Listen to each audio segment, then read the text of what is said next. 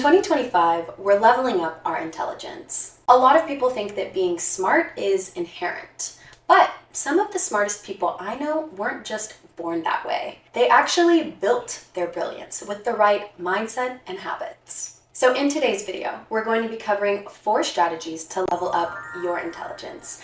And when you do these things, I guarantee you're going to be thinking faster, achieving more, and reading people like a pro. Hi everyone, welcome back to my channel. My name is Eva, and in this space we talk about how to level up and live our dream lives. We talk about things such as feminine energy, holistic wellness, and mindset, so if that sounds interesting to you, then please consider subscribing and keep watching. As always, timestamps are down below, and video chapters are as follows. I think sometimes people forget that intelligence isn't just how many digits can you recite from pi, but it's also how well can you read the room. It's not just book smarts. So, if we want to be true intellectual ladies with both the beauty and the brains, we need our street smarts too. We need to know when we should maybe speak up or when we should maybe say a little bit less. And so in order to have that nuanced social understanding, a great way to do this, and the first way to level up your intelligence, is by doing personality tests. This one is so fun. I've literally always loved doing these since I was little. I would see them in magazines and it would say, are you this kind of person or this kind of person? But beyond the fun, there's actually some science behind this as well that is super important when we navigate these different social settings. Business executives will do entire development days where they will do these personality assessments to understand themselves better and how to collaborate with one another better. What motivates various team members? How do they respond to criticism? Because once you gain this valuable knowledge, you're going to be able to predict a person's behaviors more accurately or just understand where they're coming from. I can't tell you what amazing conversation starters these have been for me, how I've been able to find common ground with others in the room, especially those that are a little more closed off or find a harder time opening up initially. So some of my favorite assessments. The first one is the Myers-Briggs assessment, and it will assign you one of 16 different personality types among 4 different categories. The first is where you focus your attention, aka introvert or extrovert. The second is the way you take in information, aka sensing versus intuition. The third is how you make decisions, so thinking versus feeling. And fourth is the way you deal with the world, aka judging versus perceiving. You can find this test online for completely free. If you end up doing it, then come back to this video and comment down below what type you were assigned. Shout out to any other INFJs. That was the one I got the last time I took this test, and we are actually the most rare of all of the personality types. I also like to think about personality through the lens of birth order. So I actually read a whole book about this, and it goes over the different characteristics of firstborns, middle children, youngest children, and only children. So I will link the book down below if you're interested. It's kind of old, but I'm telling you guys, it explains so much. You might be familiar with some of the stereotypes of only children, firstborns, whatever, but this book goes very in depth and actually applies this research-based education. I kind of feel like it allows me to just look at the world through a whole new lens, like with a different set of glasses on. So it kind of colors my experience in a different way and allows me to understand, again, myself and others better. I also recommend looking into the different feminine archetypes. This is all about the ways that different women express their femininity, and I also made a whole separate video on this topic, so check it out if you are interested. There's also one other called the Big 5 personality assessment. I actually took a whole class on personality in college. It was by far probably the best class I ever took, and essentially it monitors your personality based on the 5 main characteristics of personality, which are openness to new experience, neuroticism, what are the others? I wrote it down, thankfully. Conscientiousness, agreeableness, and extroversion. So why is all of this so beneficial? To be able to categorize and group these different characteristics and personalities and traits. It essentially enables us to think in frameworks, which is our second strategy to leveling up our intelligence. The more you can think in frameworks and systems, the faster you're going to be able to think, and the more information you're going to be able to hold. So just so we're on the same page, what is a framework? A framework is a structure to help you organize your thoughts. A prime example are all of the different personality assessments that we just discussed. But it goes way beyond that. We can use frameworks and systems to strategically plan, think, make decisions, and create the life that we want for ourselves. So for example, when we look for the patterns versus looking at a situation as an isolated event, this is an example of strategic thinking. So, my last 3 relationships that I've been in have ended because of X reason.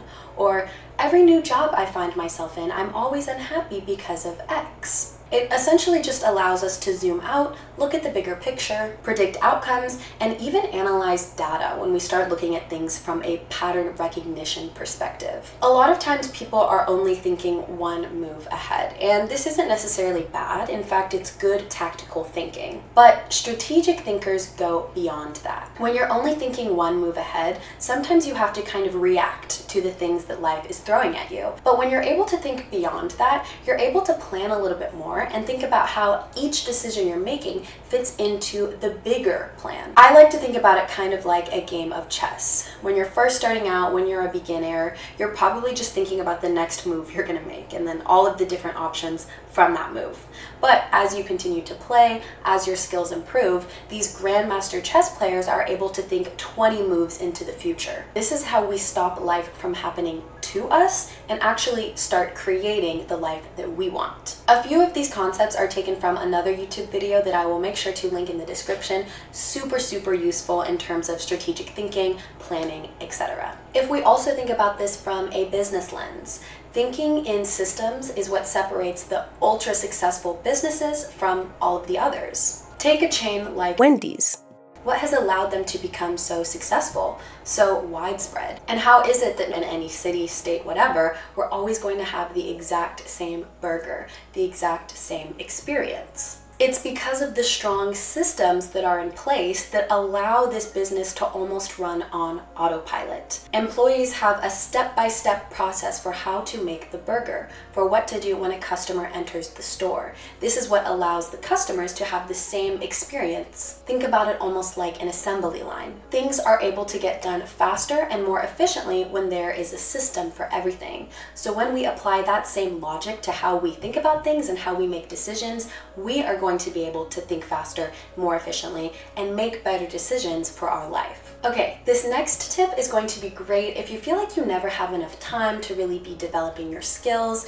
Maybe you want to learn a language in your spare time, maybe you're trying to build a business or a side hustle, whatever. The next best way to level up your intelligence and actually achieve these things that you set out to do is to design your environment for success. Now, what do I mean by this? Have you guys ever seen those videos of the people who talk about how shocked and kind of surprised they are that when they were in high school, they were able to do so much? Like, I'm talking go to school for 8 hours a day, do homework, do sports, extracurriculars, volunteering, whatever, and then still have this excess energy. Yet in their adult lives, they can barely find the energy to go to work, come home, and go to the gym. So why is this? What accounts for this phenomenon? It's because of something called decision fatigue. So when we were younger, when we were students, chances are a lot of decisions were made for us. You were given your class schedule, maybe your parents told you what you were going to eat for dinner that night, your coaches told you what time to show up for practice. You didn't really have to think too much about what you were going to be doing and when, you kind of just did it. You could just act. Now, compare this to adult life, where we have a lot more autonomy, but that also means that we're making hundreds of decisions in a day. Everything from picking out your outfit, deciding what to eat for breakfast, making important decisions at work, trying to coordinate plans with friends for the weekend because you guys no longer have the same class schedule. So by the time you finally get home and think, okay, now I get to pour into my hobbies, now I get to learn my new skills, your brain doesn't have much energy left in the tank. It's experienced so much decision fatigue from all of these little choices that it makes it that much harder to push and think critically for whatever our own personal goals are. So the question then becomes, how do we fix this? We fix this by making minor adjustments in our environment that will allow us to reduce all of this decision fatigue. So if you want to read more, put a book on your pillowcase and put your phone in the other room. This is an example of designing our environment for success. Pick out your outfit the night before. That way when you wake up, you can just see the clothes, grab them, and go. It kind of reminds me of like the OG YouTube girlies in 2015 when they would make their, get ready with me for school videos. They were definitely onto something because it frees up more space in our brain to think about those higher level tasks, to make the important decisions at work, to come home and pour yourself into whatever your goals are, whatever you want to work towards. You can also design your environment for success by habit stacking, which is a principle from James Clear's book, Atomic Habits, which essentially states that if you want to learn a new habit, reading more, learning a new language, meditating, journaling, prayer, whatever, you're going to do it right after a habit that you already practice. So, for example, when you're driving to work in the morning, that commute is already in your daily routine, so you're not taking any more time out of your schedule, but maybe instead of listening to music, you're going to replace that with an audiobook. Or after you brush your teeth, you're going to make it part of your routine now to pray right after for 3 minutes. This is kind of the perfect segue because habit stacking leads us into our final tip. The last way to level up your intelligence, at least the last one that we will be discussing in this video, is to commit to practicing one self-improvement practice each day. And this doesn't always have to be the same thing. When I implemented this for myself, I knew I wasn't going to be able to stick to 30 minutes of reading every single day.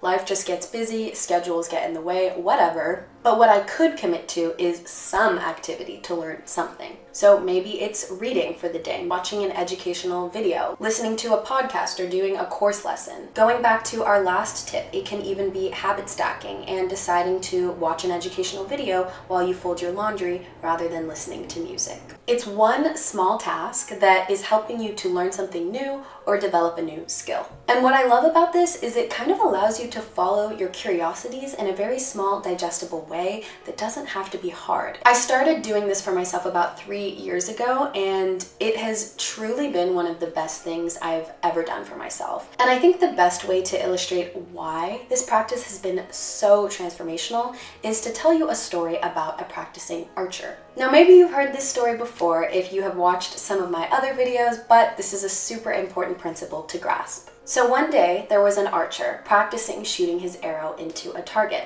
So he points, aims, fires, and hits the target. Then for his next shot, after he loaded in the arrow, he adjusted his angle by less than an inch. And what do you think happened when he fired? The arrow soared past the target and went all the way into the forest, and he only adjusted his angle by less than an inch. This story comes from the book Chop Wood and Carry Water, and what it reminds us is that every little thing we do, no matter how mundane, matters greatly when it is multiplied by the number of times we do it. Over time, even the smallest habit or choice can change our lives immensely. The Eva of 3 years ago is not the same Eva that you see here today, and I truly don't think I would be here if it wasn't for this practice. So I want you to think of just one little way, one small step you can take to start implementing one of these daily practices. Overall, I think it is very important for all of us to expand our definition of intelligence, to also consider how we adapt, grow,